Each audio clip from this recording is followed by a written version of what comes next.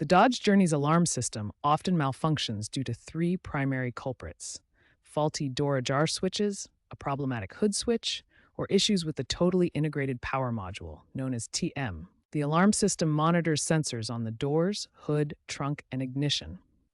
A false alarm triggers when one of these sensors misreports an open state. To diagnose, start by checking for a door ajar warning light on the dashboard. This indicates which door sensor might be faulty.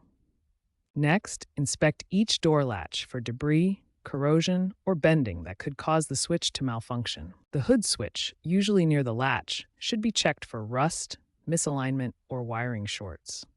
A quick test involves lubricating the switch and ensuring it's properly aligned. If these checks fail, the TIPM might be the issue.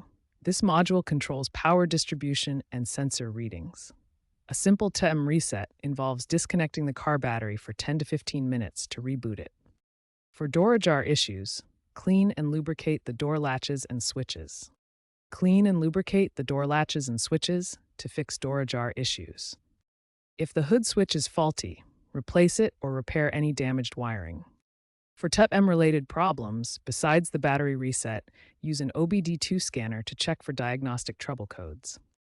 Common codes include P0505 idle control or U0100 at CAN bus issues. Apps like Torque OBD2 can assist in reading these codes. If resetting and basic repairs don't work, consider a TIPM reprogramming or replacement, especially for 2011 and 2014 models potentially affected by recalls. Remember to disconnect the battery during any electrical repairs to avoid shocks or airbag deployment. If all else fails, consult a professional mechanic, as persistent issues may require advanced diagnostics and specialized tools.